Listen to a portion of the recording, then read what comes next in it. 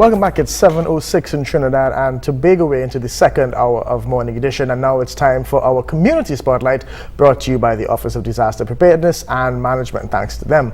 Our focus will be on the upcoming conference. It's called Consider This, a National Conversation. It's going to be held in October, highlighting the harmful effects of pornography on children. It's put on by the Roman Catholic organization, the Family Life Commission. So on set, we have to give us more details, Charmion and Gomes. So good morning to you, and thanks for coming. Good morning, Kijan. So, good morning, Trinidad and Tobago. Let's just get all the information out there. So it's happening on the 15th and 16th That's correct. of October. That's correct. It's at the Trinidad Hilton. Yes. $800 for 2 days. For both days, that's right. Right, and we have some numbers on the screen if you want to get in contact. 716-9361 and 299-1047. Those numbers are going to be up on your screen in a little while. Good. So, all right, so let's talk about this. This is a... I heard your interview on I-95 yesterday, so yes. Apparently there are going to be some international speakers coming to talk about the harmful effects of pornography. Yeah, well, when we recognized what was happening, of course our focus is children, and it's on children because the research they're now confirming that the research that they've been putting out there for quite some time is true. Because children's brains are developing and they refer to it as being more plastic, the damage can be permanent. Right. So we set about trying to warn parents. We set about trying to get certain groups to work with us to get the information that's going to help children in this country. We have with us a neurologist from the University of Texas, and he's a researcher as well. We have a forensic and developmental pediatrician. We have someone attached to Homeland Security, and she is actually an expert in human trafficking, because we wanted to make the links between pornography and there is a link between pornography and human trafficking. We think that the people who we see on screen have free agency, and in all instances they're doing it of their own volition. It's their choice. That is not always the case either. Right. So we want to sensitize people with regards to all of the facts. There are also, what's also important for us is there are folks on board who speak about policy, what has worked in the United States. So we have Mrs. Dawn Hawkins, and she's from the National Center for Sexual Exploitation, and she speaks about what they have done in the United States in terms of setting policy and enforcing policy that has been successful. So we're taking this on several levels.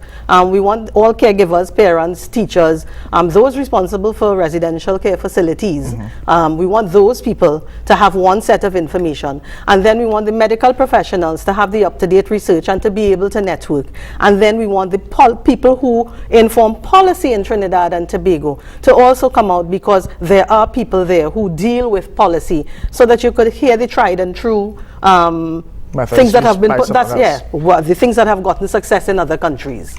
So this isn't put on by the government, but you're inviting. No, but we're inviting. That's right. That's right. I want to touch on something you said. You said permanent damage. What kind of damage are we talking about? Well, what they're now recognizing is that the brain's reward center, well, the sense that is being used, of course, is the eyes. The brain's reward center, particularly in children, seems to be damaged in such a way that children believe that what they're seeing on television is real. Right. All right. If you're seeing pornography, you're viewing pornography regularly, you are starting to believe what you are receiving for your reward is at one level. What will quickly happen to you is you become bored. You look for something else. Right. And it happens in all addictions. And there's a progression. So if what was originally sex between a man and a woman, that it starts there, it progresses to, and then it gets more depraved, it evolves into something else. That's right.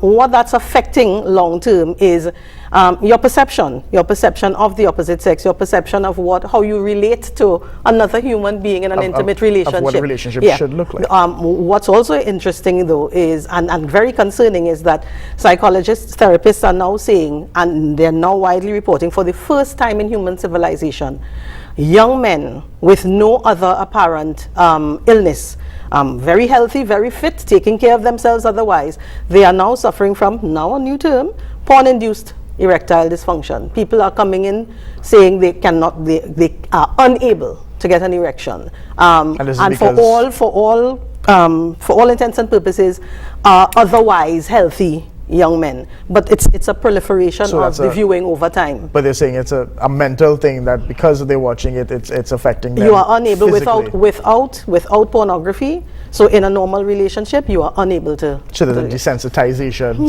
to healthy sexual activity. That's right. You look at an industry like porn, $1 billion industry worldwide. It's not even new. I mean, No, this is not even. started, you know, from the first cameras they were taking pictures. That's right. How do you balance that? Because it's going to be there, it's going to be found. So is there a way? That's the thing. And with anything else, the more you tell somebody don't do it, is the more they're going to seek it out. Kishan, you're absolutely correct. So we recognize that. We recognize that it wasn't just about telling people about the tools that you can use to filter porn out in the home. The reality is, I could filter out porn in my own home, and then my children go to their friend's home. You can't do that. The reality is now people are recognizing children are going to see porn. The average age, according to the statistics, the average age at which a child is going to see porn is age 11. That for you and I is right in your SCA. That is when it's parents panicking, children writing SCA. That's the age. The reality then becomes you need to be able to have conversations with your children because they're going to see it. Should we have this conversation starting as early as 8? 8. Yeah, because they estimate that 90% of children between the age of 8 and 16 have already viewed porn, willingly or unwillingly. So the reality is, as young as 8 years of age, that's what the experts are now saying. We need to be talking to children. Now, you know, this is an uncomfortable conversation. That's my next question. How do you sit down and have this conversation? And that's what this conference is about. For those caregivers, for the teachers, teachers need to work in concert with parents, or I should say, or vice versa. Parents need to work in concert with teachers, but we all need to be engaging children the same way, because the truth is, we mean well, but you know we could do more harm than good in the way we approach things. If I am a teacher, and you look at this situation happening now, they're telling me how to dress, you know, they say not dressing too provocatively. How do I as a teacher even have this conversation with somebody else's child? So how do I deal with some parent coming to say, I don't want you telling my child about porn and that's the thing. We make sure we start, we say that the primary influencer is the home. You have to start with the parents, but there has to be it takes a village to raise a child. Of course. We can't just have a conference for parents. This is not going to have the effect that you need if we don't address all the aspects of it. And we are saying children spend an enormous amount of time in the schools, but not just that. When we started to look at what was happening in Trinidad and Tobago, we had done a 5-part panel discussion. And behind the scenes, under anonymity, teachers were starting to come forward, writing to us, emailing us, calling us, and explaining to us what's happening, not in the secondary schools, but the primary schools. I've heard that. It's not new at all. The primary schools. So the reality is the teachers are facing it. So they also need the tools to communicate to the children. But we need to have some sort of commonality with regards to how we move forward, and that's what we are prepared to offer. And you're talking about policymakers. Is there anything that you hope that policymakers get from this, or is there any policy that you hope to see coming out of these meetings? I mean, the reality is we have to get serious about what's happening. I myself, I can't speak to that necessarily, but I do recognize that the folks who have the opportunity to affect legislation in particular ways must be on board if we really are to see the kinds of changes that can protect our children. That's the reality. We saw on the news this morning the 11-year-old girl who was approached by a pedophile, asked for a number. If that young lady, that young girl, if she didn't have parents who clearly the parents were speaking to her about certain things, she may have been afraid and she gave the number in the car. But what happened next? That's right. And so that was the most important part, that conversation. That's what's important here. People need to understand that, because this could have been, you and I both know, Keishan, this could have been a different kind of story. Of course. This could have had a different outcome, and we would have all been on Facebook decrying what is happening and being so overly concerned, and you're upset and you're in tears. And we need to talk to our children, but we need to understand how best to do so. And that's what the Commission is trying to do. The Commission has said, let's observe, because we have been doing this for a while. Let's try to understand what we most require in this society to protect the children. And we responded to that once we knew what we wanted to do. We didn't want to just say, we're having a conference for parents. No. we wanted to do it in such a way that at the end of it, we had a more All cohesive stakeholders. plan. That's right. Just a final question, because we're running out of time. Is there going to be some sort of publishing of the data that comes out of this? Is there, so people who don't come to the on the 15th and 16th of October to the Hilton, is there some pamphlet that they could have? Is there going to be some report, a PDF I confess, we what came out? we have not yet gotten to that stage. I must confess.